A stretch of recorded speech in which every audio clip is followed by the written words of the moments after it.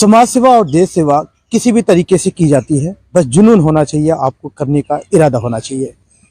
आप हमारे सामने तीन ऐसे शख्स को देख रहे हैं जिसमें से कहें तो एक चेहरा बहुत चमक गया है, दूसरा चमक रहा है और तीसरा चमकेगा।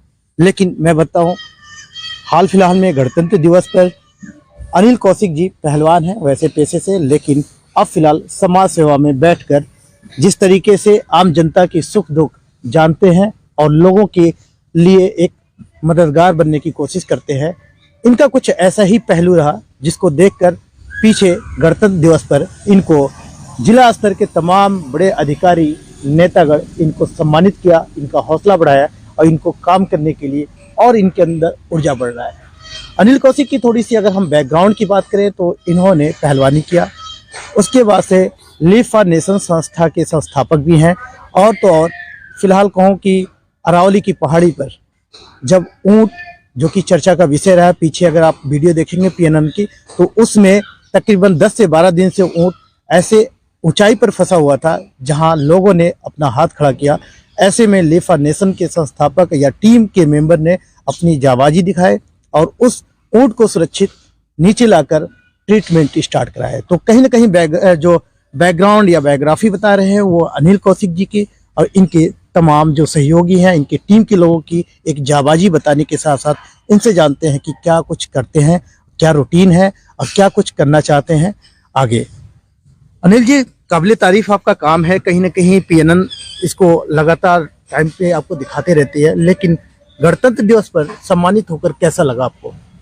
सबसे पहले तो आप सबके चैनल के दर्शकों को नमस्कार है हमारी टीम की तरफ से और हमारी तरफ से।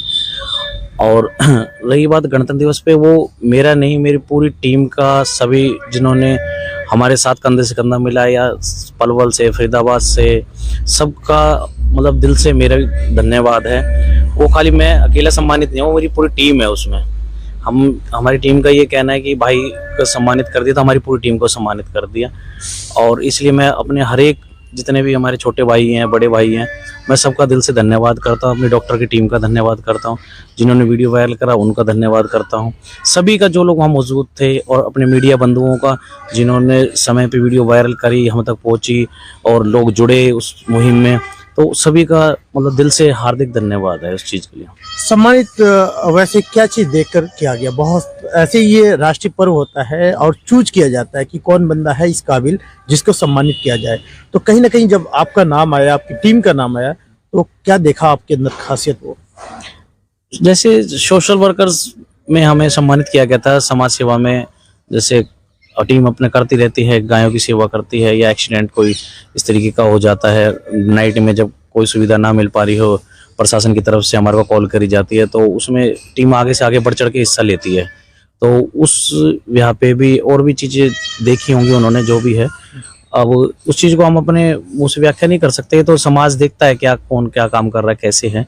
हमारी कोशिश ये रहती है कि अच्छे से अच्छा मैसेज जाए समाज में और अच्छे से अच्छे जो है सबके विचार अच्छे हों और एक दूसरे की मदद करें सभी लोग। तो अब थोड़ा सा बैकग्राउंड पे जाएं तो जिस तरीके से अब एक आप पहचान बन गए हैं फरीदाबाद में, लिव फॉर नेशन एक संस्था एक अच्छा रैंकिंग कर रही है, संस्थाएं कई हैं, लेकिन आपकी संस्था और जब आप लोग थोड़ा सा उरूज पे चढ़ रहे हैं, ऊपर बढ़ रहे हैं, तो कहीं ना कहीं इसकी स्टार्टिंग कैसे है, कैसे आपने प्लान किया और आज आपकी जो संस्था चर्चा में आ रही है?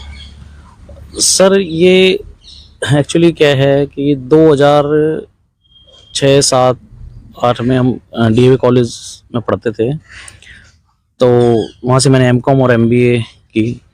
उसके बाद मेरा एक सपना था कि मैं आर्मी में जाऊँ या पुलिस में जाऊँ, और पहलवानी से स्पोर्ट्स कोटे से मैं जाना चाहता था, पर मेरी किस्मत में नहीं था, मैं नहीं जा पाया। पर मेरे साथी बहुत जो हैं भर्ती हुए और सेवा कर रहे हैं देश की।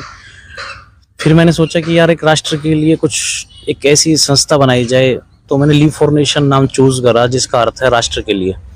और उसमें बहुत सारे आर्मी से रिटायर्ड लोग जो हैं वो भी जुड़े हुए हैं हमसे, और हम उसमें काम करने लगे, गायों की सेवा करने लगे और भी जो है समाज के काम करते हैं। तो जब हमने स्टार्ट करा तो हम 1-2 ही बंदे थे जब ये स्टार्ट हुआ था। फिर करते करते जब लोगों को अच्छा लगने लगा कि यार नहीं अच्छा काम करे, अच्छे काम में सब जुड़ते हैं, तो फिर ये एक ऐसी मुहिम बन गई कि शहर से दूसरे शहर, दूसरे शहर से तीसरे शहर, ये कई शहरों में फैलती चली गई अपनी संस्था, और इसमें लगातार हम बहुत सारी गायों की रक्षा भी करी और एक्सीडेंटल गायों की भी सेवा कर रहे हैं, और मतलब 2-3 एम्बुलेंस भी चल रही हैं फरीदाबाद में, पलवल में। अपने जितनी हो सकती है, जितना पॉसिबल है, हम उस हिसाब से सेवा में लगे हुए हैं।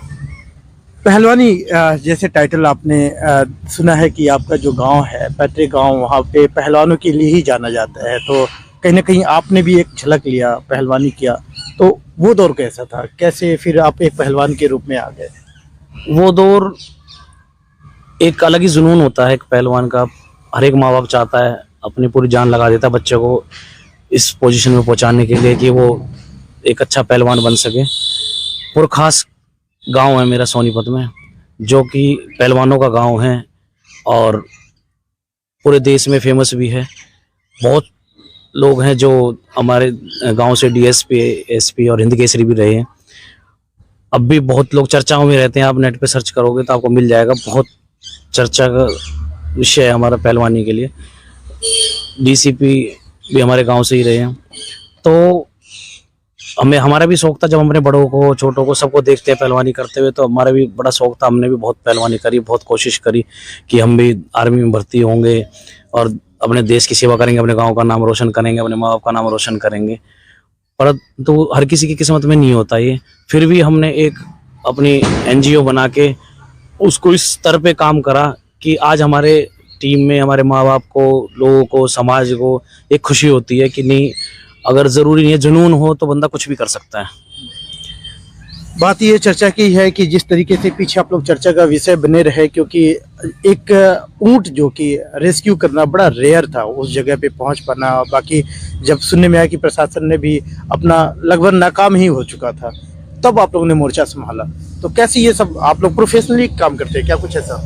एक्चुअली क्या था, ये मेरे दिमाग में ऐसे आया कि हमने इससे पहले परशुराम मंदिर से गाय उतारी थी। हमने उस गाय की वीडियो इसलिए नहीं डाली थी क्योंकि वो गाय एक्सपायर हो गई थी, तो गाय एक्सपायर होने के बाद वीडियो डालना थोड़ा सा मन को नहीं अच्छा लगता। परंतु जिन मीडिया कर्मियों ने वहाँ हमें कंप्लेंट दी थी और वही वहाँ पे थे वो लोग ही, तो उनसे हमारी बात हुई, तो उन्होंने कहा कि वो तो गाय बहुत ऊपर थी और बहुत ही रिस्क में थी जो आपने उतारी थी। ये बस ये कि ये ऊँट है और एक साइड में खाई है, तो खाई और ऊँट का हमने हिसाब लगाया, तो हमने उन्होंने कहा कि हम उतार देंगे इसको। और हमने बगैर देखे ही सबको बोल दिया कि भाई हम इसकी गारंटी लेते हैं, हम इसकी चैलेंज करते हैं या वो करते हैं। हमारे दिल में एक जुनून था कि हम कोई भी ऐसी चीज़ जो कोई ना कर सकता हो, एक दिल में एक जुनून होता है, तो वो चीज़ जुनून को हमने लिया कि यार इस जीव को हम बचाएंगे और ये करके दिखाएंगे। जिस चीज़ को कोई ना कर सकता हो वो हमारी टीम चाहती है कि हम उसे कोशिश करें। हर कोई चाहता है वो कि भाई वो चीज़ करनी चाहिए, और अब भी हम इस चीज़ पे हैं। कोई भी जीव ऐसा फंसता है, यहाँ तक कि बाघ, चीता, कोई ऐसी भी चीज़ है जो नज़दीक ना जा सकता हो, हम वहाँ पर भी उस पर काम करने को तैयार हैं। कहीं ना कहीं आपकी संस्था लगातार जब बात कर रहे हैं, तो टैग भी जिस तरीके से वैसे देखे तो ये गाय की सींग जैसे कुछ ऐसा लग रहा है, नंदी का सींग जिस तरीके से। लेकिन सबसे मेन बात है कि उतनी ही मायूसी हमें शहर फरीदाबाद में देखने को मिलता है। जगह जगह जो गाय है या फिर नंदी अगर देखे तो ऐसे खस्ते हालत में वो पॉलीथीन खा रहे हैं, गंदगी है और कुछ है ही नहीं खाने के लिए। तो कहीं ना कहीं आप जब काम करते हो तो ऐसा नहीं लगता है कि इस पे राजनीति भी हो रही है? ये बहुत सारी चीज़ें हैं जी। पहले शुरू में हमने बहुत सोचा, बहुत रिसर्च करा, आयोग में भी बात करी, एमसीएफ में भी बहुत एप्लीकेशन दे रखी है, सीपी साहब को भी बहुत एप्लीकेशन दे रखी है, परंतु इस पे जो है कुछ हो नहीं सकता। क्योंकि पहले जब गायें बाहर घूमती थी तो जंगल होते थे, गायें चराते थे जैसे चारागाह, तो जंगल होते थे, तो वहाँ से गायें अपना पेट भरती थी। परंतु अब शहर हो गए, शहर में पॉलिथीन और गंदगी और ये सारी चीज़ें हैं, अब वो गायें वहाँ पर अपना पेट भर रही हैं। तो कहीं ना कहीं एक बहुत ही बड़ा विषय है राजनीति का, तो उसको सुधारने की बहुत सख्त ज़रूरत है। और वो तकरीबन हमारे बस की बात नहीं है, वो एक सरकार को एक्शन लेना पड़ेगा उसमें। हम हेल्प कर सकते हैं, बाकी एक्शन तो सरकार को ही लेना पड़ेगा, क्योंकि ये अधिकतर गायें पालतू हैं। अच्छा, तो कुछ लगता है कि कुछ लोग हैं सिर्फ अपनी उससे जरूरत पूरा करते हैं और छोड़ देते हैं, फिर शाम को उससे उम्मीद रखते हैं। हाँ जी, उसका सबसे ज़्यादा दुख अगर रियलिटी में देखें हमारी अंतरात्मा को होता है कि हम उसको कैसे कैसे दवाइयों का अरेंज करते हैं, कैसे कैसे हम एम्बुलेंस में डीजल का और फिर उन लोगों की पालतू गायों का इलाज कर रहे हैं। वो थोड़ा सा मन का विषय है। हैं तो सारे हमारे भाई, हम ये नहीं कहेंगे, परंतु आत्मा तो दुखती है कि यार ये लोग दूध पी के उसको छोड़ रहे हैं और वो लोगों का नुकसान भी पहुंचा रही है और फिर हम उसको एक तरफ माँ भी कह रहे हैं। तो वो दोनों चीज़ें जो हैं थोड़ा सा दिल में दुखती तो हैं। खैर ऐसा नहीं है, हम उनको समझाते भी, सबको बोलते भी हैं। एप्लीकेशनें भी मैंने बहुत बार लगा दी, लोग मुंह भी फुला लेते हैं मेरे से, पर जो सच्चाई है तो उसको तो नकारा नहीं जा सकता ना।